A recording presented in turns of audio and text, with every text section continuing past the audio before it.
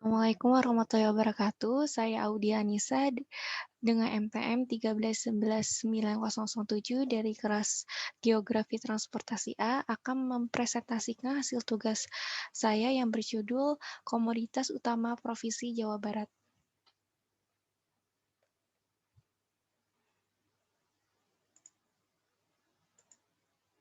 Pemerintah Provinsi Jawa Barat memiliki 5 dari 17 komoditi unggulan, yakni ada ikan patin, kopi Java Preanger, tanaman indigo vera, ada lele sangkuriang, dan ayam sentul. Saya akan menjelaskan tentang kopi Java Preanger, yaitu packagingnya, mode pengiriman, dan jalur pengirimannya. Coffee Java Preanger, A Cup of Java.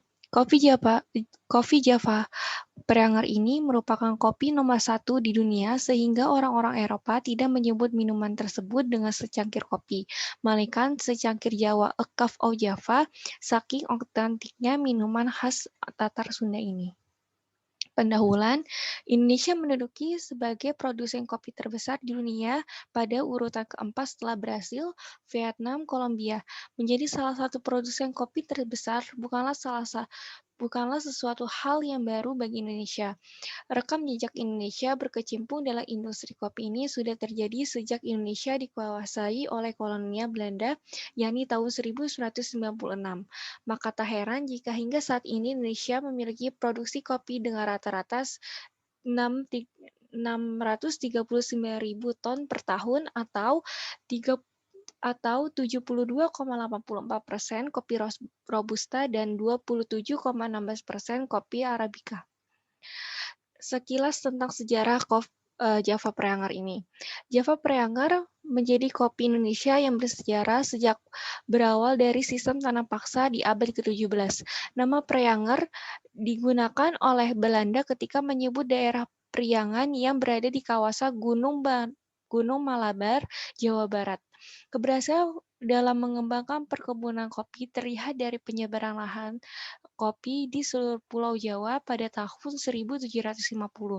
Penyebaran biji kopi Indonesia pertama kali dilakukan pada tahun 1711. Ekspor pertama dilakukan dari Jawa ke Eropa yang melibatkan organisasi perdagangan milik Belanda atau yang kita kenal sebagai VOC. VOC mulai melakukan monopoli perdagangan kopi di tahun 1725 hingga 1780. Sejak saat itulah kopi Indonesia dikenal sebagai negara penghasil kopi terbesar di dunia. Proses pengemasan.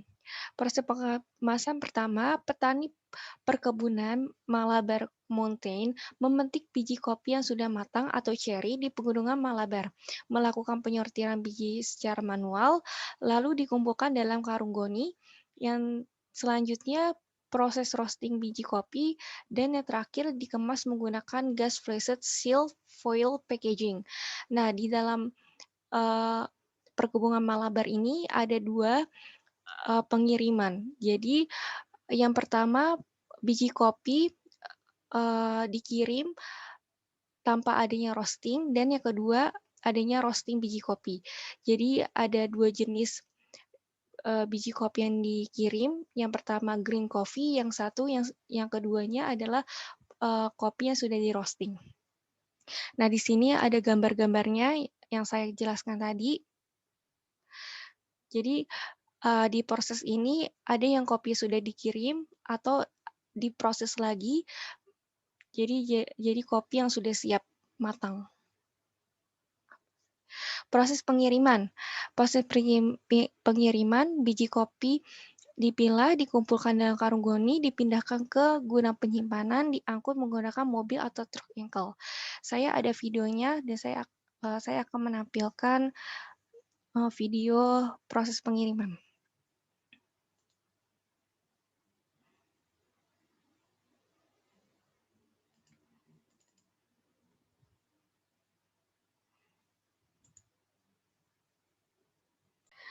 Dan di sini ada video contoh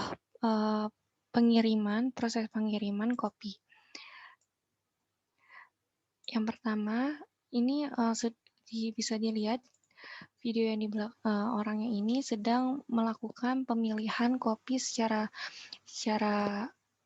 manual, terus dimasukkan dalam karung goni seperti ini. Setelah dimasukkan, akan ditaruh di gudang penyimpanan seperti ini. Setelah ditaruh di gudang penyimpanan, akan menunggu pengiriman. Nah, di sini contohnya dia menggunakan mobil biasa. Jadi kopi-kopi yang sudah ditaruh di karung akan dimasukkan ke mobil ini. Ada video contoh yang kedua lagi. Ini, kalau ini dia menggunakan truk. Nah, kalau yang ini tuh lebih ke perusahaan kopi yang agak lebih besar. Kalau tadi perusahaan kopi kecil, jadi truknya juga lebih besar ya untuk pengangkutnya. Dia juga ditimbang dulu. Oke, itu proses pengirimannya untuk kopi green bean coffee. Kalau yang biasanya yang udah di roasting itu kopinya dia dimasukkan dalam kardus, tadi ada di PPT seperti ini. Dia dimasukkan dalam kardus secara rapi. Nah, biasanya kalau ini dia kan kopi cafe ya. Jadi dia pengirimannya lewat